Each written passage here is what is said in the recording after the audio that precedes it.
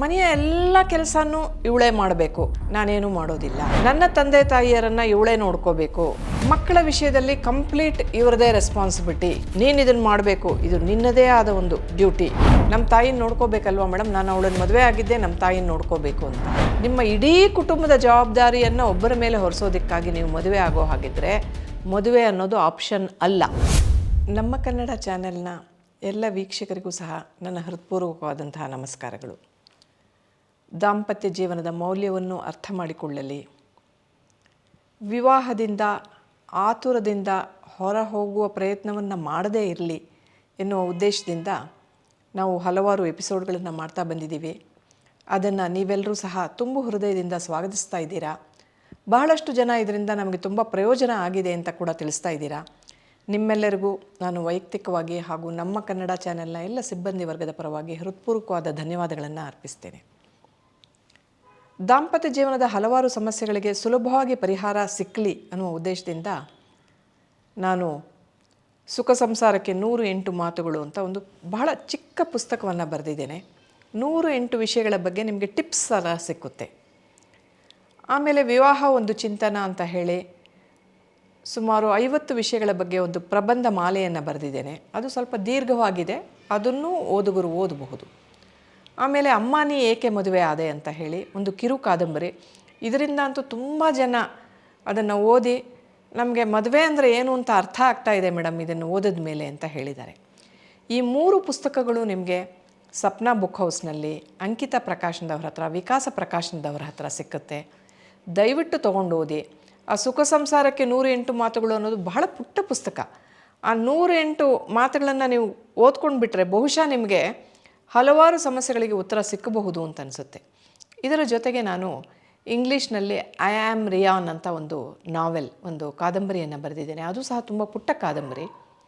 ಈ ಕಾದಂಬರಿಯಲ್ಲಿ ತಂದೆ ತಾಯಿಯರಲ್ಲಿ ಜಗಳ ಆದಾಗ ಮಗುವಿನ ಮೇಲೆ ಯಾವ ಪರಿಣಾಮವನ್ನು ಅದು ಬೀರುತ್ತೆ ಅನ್ನೋ ಒಂದು ವಸ್ತುವನ್ನು ಇಟ್ಕೊಂಡು ಬರೆದಿರ್ತಕ್ಕಂಥದ್ದು. ಇಂಗ್ಲೀಷ್ ಓದುವಿಕೆಯಲ್ಲಿ ಆಸಕ್ತಿ ಇರತಕ್ಕಂಥವ್ರು ದಯವಿಟ್ಟು ಈ ಪುಸ್ತಕವನ್ನು ಅಮೆಝಾನ್ ಮೂಲಕ ತಗೊಂಡು ಓದಿ ಅಂತ ಹೇಳಿ ಕೇಳಿಕೊಳ್ತೇನೆ. ಇನ್ನು ಇವತ್ತಿನ ವಿಷಯಕ್ಕೆ ಬರೋದಾದರೆ, ಜವಾಬ್ದಾರಿಗಳನ್ನು ಹಂಚಿಕೊಳ್ಳಿ ಅನ್ನುವ ಒಂದು ವಿಷಯ. ಮನೆಯ ಎಲ್ಲ ಕೆಲಸನೂ ಇವಳೇ ಮಾಡಬೇಕು, ನಾನೇನು ಮಾಡೋದಿಲ್ಲ.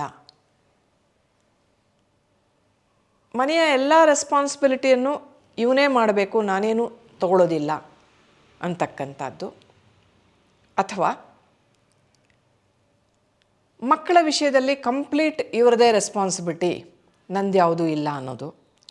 ನನ್ನ ತಂದೆ ತಾಯಿಯರನ್ನು ಇವಳೇ ನೋಡ್ಕೋಬೇಕು, ನನ್ನ ಅಕ್ಕ ತಮ್ಮಂದಿರನ್ನು ಇವನೇ ನೋಡ್ಕೊಳ್ಬೇಕು ಅಂತಕ್ಕಂಥದ್ದು.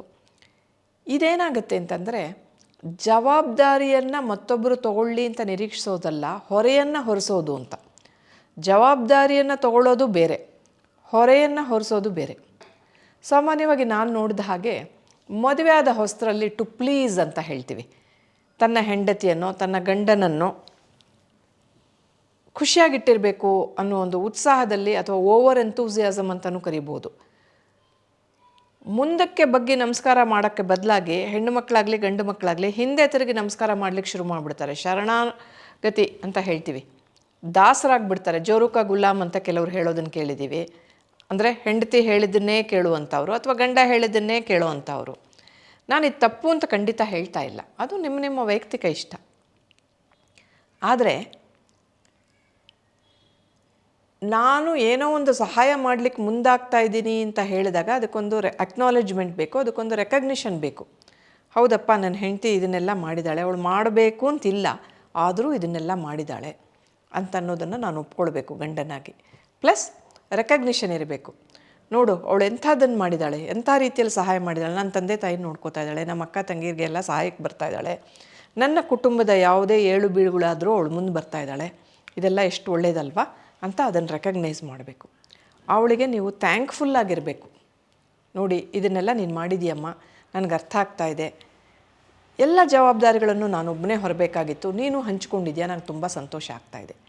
ಇದು ಒಂದು ಅಪ್ರಿಸಿಯೇಷನ್. ಎಕ್ನಾಲೆಜ್ಮೆಂಟು, ರೆಕಗ್ನಿಷನ್ನು, ಅಪ್ರಿಸಿಯೇಷನು ಇದೆಲ್ಲ ಬೇಕು. ಹಾಗೆ ಗಂಡ ಮಾಡಿದಾಗಲೂ ಸಹ ಹೆಂಡತಿನೂ ಸಹ ಅದನ್ನು ಅಕ್ನಾಲೇಜ್ ಮಾಡಬೇಕು, ರೆಕಗ್ನೈಸ್ ಮಾಡಬೇಕು, ಅಪ್ರಿಷಿಯೇಟ್ ಮಾಡಬೇಕು, 4 ಜನರ ಮುಂದೆ ಹೇಳಬೇಕು. ಅಂದರೆ ಹೊಗಳೋದು ಅಂತಲ್ಲ ನಾನು ಹೇಳ್ತಾ ಇಲ್ಲ, ನೀವೇನು ಹೊಗಳ್ತಾ ಇಲ್ಲ, ನೀವು ಏನು ಮಾಡಿದಾರೋ ಅದನ್ನು ರೆಕಗ್ನೈಸ್ ಮಾಡ್ತಾ ಇದ್ದೀರ. ಇದು ಆರೋಗ್ಯಕರವಾದಂತಹ ಪತಿ ಪತ್ನಿಯರಲ್ಲಿರ್ತಕ್ಕಂತಹ ಒಂದು ಆರೋಗ್ಯಕರ ಸಂಬಂಧದ ಲಕ್ಷಣ. ಆದರೆ ಎಲ್ಲ ನೀನೇ ಮಾಡು, ನಮ್ಮ ತಾಯಿನ ನೋಡ್ಕೋಬೇಕಲ್ವ ಮೇಡಮ್, ನಾನು ಅವಳನ್ನು ಮದುವೆ ಆಗಿದ್ದೆ ನಮ್ಮ ತಾಯಿನ ನೋಡ್ಕೋಬೇಕು ಅಂತ. ನಿಮ್ಮ ತಾಯಿಯನ್ನು ಅವ್ರು ನೋಡ್ಕೋಬೇಕು ಅಂತಂದರೆ ನಿಮ್ಮ ತಾಯಿನ ನೋಡ್ಕೊಳ್ಳೋಕೆ ಒಂದು ನರ್ಸನ್ನ ಇಡಿ, ಒಂದು ಕೆಲಸದವ್ರನ್ನ ಇಡಿ. ನಾನು ಖಂಡಿತ ತಪ್ಪು ಅಂತ ಹೇಳ್ತಾ ಇಲ್ಲ, ತಾಯಿನ ನೋಡ್ಕೋಬಾರ್ದು ಅಂತ ಹೇಳ್ತಾ ಇಲ್ಲ. ಸೊಸೆ ಆಗಿರ್ತಕ್ಕಂಥವಳು ಅತ್ತೆಯನ್ನು ನೋಡ್ಕೋಬಾರ್ದು, ಮಾವನವ್ರು ನೋಡ್ಕೋಬಾರ್ದು ಅಂತ ಖಂಡಿತ ನಾನು ಹೇಳ್ತಾ ಇಲ್ಲ. ಅಥವಾ ಅಳಿಯರಾಗಿರ್ತಕ್ಕಂಥವ್ರು ಅತ್ತೆ ಮಾವಂದ್ರು ನೋಡ್ಕೋಬಾರ್ದು ಅಂತ ನಾನು ಖಂಡಿತ ಹೇಳ್ತಾ ಇಲ್ಲ. ನೋಡಿಕೊಂಡ್ರೆ ತಪ್ಪೇನಿಲ್ಲ. ಆದರೆ ವಾಲಂಟಿಯರಾಗಿ ನೋಡಿಕೊಂಡು ನಾನೇ ನನ್ನ ಸ್ವಇಚ್ಛೆಯಿಂದ ನನ್ನ ಅತ್ತೆ ಮಾವಂದರಿಗೆ ಏನು ಸೇವೆ ಮಾಡಿದ್ರೂ ಸಂತೋಷ. ನಾನು ಮಾಡಲೇಬೇಕು ಅಂತ ನನಗೆ ಕಮ್ಯಾಂಡನ್ನು ಕೊಡುವ ಅಥವಾ ಅದನ್ನು ನಿರೀಕ್ಷಿಸುವ ಒಂದು ಹಕ್ಕಾದರೂ ನನ್ನ ಗಂಡನಿಗಿದೆಯಾ? ಅಥವಾ ನನ್ನ ಗಂಡನಿಂದ ನಮ್ಮ ತಾಯಿನ ನೀನು ನೋಡ್ಕೋಬೇಕು, ನಮ್ಮ ತಾಯಿಗೆ ಈ ರೀತಿಯಾದಂಥ ಸೇವೆಯನ್ನೆಲ್ಲ ನೀನು ಮಾಡಬೇಕು ಅಂತ ನಿರೀಕ್ಷಿಸುವ ಹಕ್ಕಾದರೂ ನನಗಿದೆಯಾ ಅಂದರೆ ಆನ್ಸರ್ ಈಸ್ ನೋ. ಖಂಡಿತವಾಗಿಯೂ ಆ ಒಂದು ಹಕ್ಕು ನಮಗಿಲ್ಲ. ಹೀಗಾಗಿ ಏನಾಗುತ್ತೆ ಅಂದರೆ ಹೆಲ್ದಿ ಫ್ಯಾಮಿಲೀಸ್ನಲ್ಲಿ ಏನಾಗುತ್ತೆ ಅಂತಂದರೆ ನೀನು ಇದು ಮಾಡು, ನಾನು ಇದು ಮಾಡ್ತೀನಿ, ಇವತ್ತು ನಾನು ಫ್ರೀ ಇದ್ದೀನಿ, ನಾನು ಅಡುಗೆ ಮಾಡ್ತೀನಿ. ಜೆಂಡರ್ ರಿಲೇಟೆಡ್ ರೋಲ್ಸ್ ಅಂತ ಹೇಳ್ತೀವಿ. ಅರೆ ಕಸಾಗು ಪೊರ್ಕೆ ಇಟ್ಕೊಂಡು ನನ್ನ ಮಗ ಗುಡಿಸ್ತಾ ಇರ್ತಾನೆ ಮೇಡಮ್, ನನಗೆ ಎಷ್ಟು ಚುಳ್ಳನ್ನತ್ತೆ. ಯಾಕೆ ತಾಯಿ ಪೊರ್ಕೆ ಇಟ್ಕೊಂಡು ಮಗ ಗುಡಿಸ್ಬಾರ್ದು ಅಂತಿದೆಯಾ? ನಿಮ್ಮ ಮಗಳು, ನಿಮ್ಮ ಸೊಸೆ ಇವಾಗ ಕೆಲಸಕ್ಕೆ ಹೋಗಿ ಅವಳು ಸಂಪಾದಿಸ್ಕೊಂಡು ಬರ್ತಾ ಇದ್ದಾಳಲ್ವ, ಆಗ ಅವ್ರ ತಾಯಿಗೂ ಚುಳ್ಳನ್ನುತ್ತಾ? ಇದನ್ನೆಲ್ಲ ನಾವು ಕೇಳಬಾರ್ದು. ಆದರೆ ಜೆಂಡರ್ ರಿಲೇಟೆಡ್, ಅವ್ನು ದೋಸೆ ಹಾಕ್ತಾ ಇದ್ದಾನೆ ಮೇಡಮ್, ಅದು ಹೇಗೆ ಮೇಡಮ್ ನನ್ನ ಮಗನ ಕೈಲಿ ದೋಸೆ ಹಾಕಿಸ್ತಾರೆ? ತಪ್ಪೇನೂ ಇಲ್ಲ. ಈಗೇನೂ ಅಷ್ಟೇ, ನಾನೇನು ಕೆಲಸ ಮಾಡೋದಿಲ್ಲ, ಎಲ್ಲ ಅವರೇ ಮಾಡಬೇಕು, ಖಂಡಿತ ಇಲ್ಲ. ಜೆಂಡರ್ ರಿಲೇಟೆಡ್ ರೋಲ್ಸ್ ಅಂತಕ್ಕಂಥದ್ದು ಇಲ್ಲ. ಯಾವ ಕೆಲಸವನ್ನು ಯಾರು ಮಾಡಬೇಕು ಅಂತಕ್ಕಂಥದ್ದು ಆ ಫ್ಯಾಮಿಲಿಯ ಆ ಸಂದರ್ಭಕ್ಕೆ ತಕ್ಕ ಹಾಗೆ ನಾವು ನಿರ್ಧಾರ ಮಾಡಿಕೊಳ್ಬೇಕು. ಇವತ್ತು ನಾನು ತರಕಾರಿ ತಂದ, ನಾಳೆ ನೀನು ತರಕಾರಿ ತರಬೇಕು ಅಂತ ನಾವು ರೂಲ್ಸ್ ಮಾಡ್ಕೊಳಕ್ಕಾಗಲ್ಲ. ಇದೇನಾಗುತ್ತೆ ಅಂತಂದರೆ ಮೇಡಮ್ ನಾನು ಇಷ್ಟು ಕೆಲಸ ಮಾಡ್ತೀನಿ, ಅವ್ರು ಇಷ್ಟು ಕೆಲಸ ಮಾಡಬೇಕು. ಅದು ನೀವು ಮಾಸ್ಟರ್ ಆ್ಯಂಡ್ ಸರ್ವೆಂಟ್ ರಿಲೇಷನ್ಶಿಪ್ ಆಗಿಬಿಡುತ್ತೆ. ಅಂದರೆ ನೀವು ಎಲ್ಲಾದರೂ ನೀವು 100 ರೂಪಾಯಿ ಕೂಲಿಗಾಗಿ ಕೆಲಸ ಮಾಡಿದಾಗ ಇಷ್ಟು ಕೆಲಸ ಮಾಡಬೇಕು ಅಂತ ಹೇಳಿರ್ತಾನೆ, ಅಷ್ಟು ಕೆಲಸವನ್ನು ನೀವು ಮಾಡ್ತೀರಾ, ಅವನು ನಿಮಗೆ 100 ರೂಪಾಯಿನ ಕೊಡ್ತಾನೆ. ಗಂಡ ಹೆಂಡತಿಯ ಮಧ್ಯೆ ಆ ರೀತಿಯಾದ ಒಂದು ಬರೋದಿಲ್ಲ.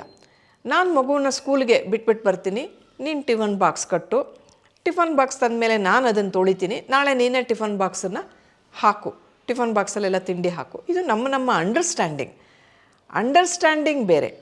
ಅಂಡರ್ಸ್ಟ್ಯಾಂಡಿಂಗ್ ಇದ್ದಾಗ ಏನಾಗುತ್ತೆ ಅಂತಂದರೆ ಜವಾಬ್ದಾರಿಗಳು ನಿಮಗೆ ಹೊರೆಯನ್ನು ಮಾಡೋದಿಲ್ಲ. ಅಲ್ಲಿ ಒಂದು ಸಂತೋಷ ಇರುತ್ತೆ, ಅಕ್ಸೆಪ್ಟೆನ್ಸ್ ಇರುತ್ತೆ. ಆದರೆ ನೀನು ಇದನ್ನು ಮಾಡಬೇಕು, ಇದು ನಿನ್ನದೇ ಆದ ಒಂದು ಡ್ಯೂಟಿ, ಇದಕ್ಕೂ ನನಗೂ ಸಂಬಂಧ ಇಲ್ಲ ಅಂತ ಹೇಳಿ ಎಲ್ಲವನ್ನೂ ಒಬ್ಬರ ಮೇಲೆ ಹೊರಿಸ್ತಾ ಇದ್ದರೆ ಈ ಕ್ಯಾಮಲ್ಸ್ ಬ್ಯಾಕ್ ಸಿಂಡ್ರೋಮ್ ಅಂತ ನಾನು ಬಹಳಷ್ಟು ಸಲ ಹೇಳಿದ್ದೀನಿ. ಒಂದು ಒಂಟೆಯ ಮೇಲೆ ಎಲ್ಲರೂ ಹೊರೆಯನ್ನು ಹಾಕ್ತಾ ಹೋಗ್ತಾರೆ. ಎಷ್ಟೋ ಹೊರೆಯನ್ನು ಹಾಕಿದ್ಮೇಲೆ ಕೊನೆಗೆ ಯಾರೋ ಒಂದು ಸ್ಪೆಕ್ಸ್ ಹಾಕ್ತಾರೆ. ಆ ಸ್ಪೆಕ್ಸ್ ಹಾಕಿದ ತಕ್ಷಣ ಆ ಒಂಟೆ ಕೆಳಕ್ಕೆ ಬಿದ್ದೋಯ್ತು ಅಂತ ಇಟ್ಕೊಳ್ಳೋಣ, ಸತ್ತೋಗ್ಬಿಡುತ್ತೆ ಅಂತ ಇಟ್ಕೊಳ್ಳೋಣ. ಅಯ್ಯೋ ಇವರು ಕನ್ನಡಕ ಹಾಕಿದ್ದಕ್ಕೋಸ್ಕರ ಅದು ಸತ್ತೋಯ್ತಾ ಅಂತಂದರೆ ಅಲ್ಲ, ಅದರ ಮೇಲ್ಗಡೆ ಎಷ್ಟೋ ಹೊರೆ ಬಿದ್ದಿರುತ್ತೆ.